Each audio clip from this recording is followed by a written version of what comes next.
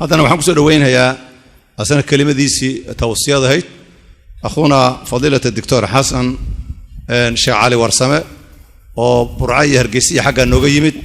asana waxaan leenahay falyatafadal mashkuuran maajuuran 5 دقائق inay kalimaad muhiima ma artay oo noo soo jeediyay iyo tawsiyaad barakallahu fiik بسم الله الرحمن الرحيم الحمد لله رب العالمين صلى الله وسلم على نبينا محمد وآله وصحبه وسلم نبا waxa la yiri kelmad noo jeedi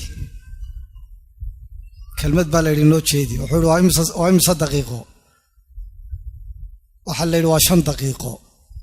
wuxuu waxa siisaan usbuuc waxaan 5 daqiiqo ku jeedin lahaa usbuuc baan ku soo diyaarinaya waxa la yiri imsaanu kaaga dhignaa wuxuu saacad hadda ka dhigtaan haddaan jeedinay waxa la yiri saacad baanu kaaga dhignaa wuxuu saacadii maraan sheekeeyo iyo maraan kaftamo iyo maraan wax xasuusta iyo waxbaan isku dhex wadaya sheekhu hadda wuxuu 5 daqiiqo waliba muhiima wax muhiima laga hadlayo muhiimka in la doorto waa loo baahan yahay in la sii kala doorto wixii aad dooratayna waa loo baahan yahay intaas waa iska muqaddimo waa mid horta caawa isugu keen dambaysa kulankan afraad mu'tamar al-furqaan Allah subhanahu wa ta'ala khayrkiisa hayna siiyo wixii gaabis dhacay annaga idinkaba Allah inaga cafiyo aad iyo aad waxaan ugu mahad celinayaa cidii sabab u ahayd kulankan qiimaha badan markaz al-furqaan iyo culimadiisa ahlu Mombasa tujaran wa talabata ilmin wa du'aatin dhamaantood aad iyo aad baan ugu mahad celinayaa kulankii ugu dambeeyay sunni maadana insha Allah noqon maayo kan hadaad ii yeedhaan midaan anigu jawlo ku soo baxo ilaahay dartii aan u soo baxo oo aan la ii yeedhin oo ku iman doona insha Allah ta'ala intaas waa intaas kulli anigu waxba ku fogaan maayo kelmadaydii way soo dhawaatay oo saacad iyo badh baan waxaan ka hadlayay sheekhi weynaa Abdullah ibn al-Mubarak muhadaradii ugu dambeysay laakiin waxaan jeclaystay ninkaas waxa loo doortay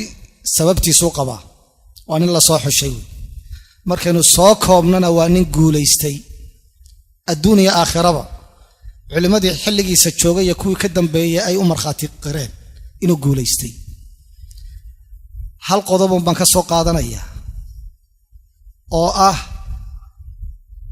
hadaf hadaadan lahayn yool haddii aadan lahayn guulaysan maysid waa dayacmaysa waa laga yaabaa si baqtiya nasiiba waxyaaba inaad u hesho waxa wax gaadha oo guulaysta qofka wax tiigsanaya yoolka iyo hadaf kale Abdullah ibn al-Mubarak iska dhaaf cibaadada iyo zuhdiga iyo majaalaadka cilmiga iyo waxyaabo ku guulaystay adduunyada marka laga hadlayo ganacsiga iyo businesska iyo shaqada yool iyo hadaf buu kala wajigayga inaan ku ilaaliyo sharaftayda ku ilaaliyo cibaadada alla u kaalmaysto dadka cilmiga faafinaya aan wax ku taro jaanis u siiyeen cilmiga faafiyaan oo aan biiliyo ujeedooyinkaas u kala waa marka adduunyo laga hadlayo waxyaabaha kale iska daa guud ahaan waxaan ku soo koobaya diinteenu aad bay u danaysaa inaynu hadaf iyo yool u noolahay maxaad u nooshahay laba qodob baad u nooshahay waa al-cibaada wa binaa'u al-hadara inaad ilaahayna koonkan ku caabudo noloshan iyo horumarkan la sameynayna kaalintaada aad ka qaadato labada qodob baa la doonayaa inaad ka shaqeyso wixii kale waa waqti lumis nabigu calayhi salaatu wasalaam salaada subax marka la tukado ma habboona in la seexdo waa marka la foofo burika li ummati fi bukuriha kala hada wala barakeey nabigu calayhi salaatu wasalaam wuxuu inoo jiiday sida xadiidka ummi salama uu tilmaamayo in lagu ducaysto waa salaada subax marka la tukado allahumma inni as'aluka ilman nafi'a wa rizqan tayyiba wa 'amalan mutaqabbala wa inta loo foofo ay ugu qiimaha badan rizq wasi'a oo xalaala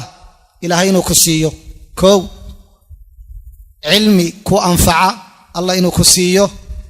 amal laga aqbalay dad badan baa amal sameeyay laakiin aan laga aqbalay waa saddexda ugu qiimaha badan weey maxaa salaada subax looga dhigay waa xilligii la foof tagayay hadafka noocaas inaad ku bilowdo nolol maalmeedkaaga aad ku bilowdo idan waxa laga doonayaa hadafku wuxuu u baahan yahay ficil hadafkii marka lagu sameeyay cilmi naafica waa inaad talabtaa amal wanaagsanna waa inaad samaysaa arsaaqdaadana waa inaad la soo baxdaa waxa taa ku soo ururinaysa oo la doonayaa muslima oo hadafkaagu inuu noqdo diintaadana inaad wanaajiso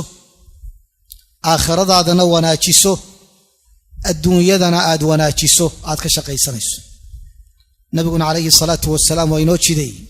ducooyinka nabiga waxaa ka mid ah allahumma aslix lii diini alladii huwa cismatu amri wa aslix lii dunyaaya alatii fiiha macaashi wa aslix lii aakhirati alatii fiiha macaadi markaad ku ducaysanayso waa hadafkaaga samayso ubad wanaagsan oo ummadda anfaca ilaahay inuu siiyo sujuudda ku ducayso salaatuleylka witriga markaad tukanayso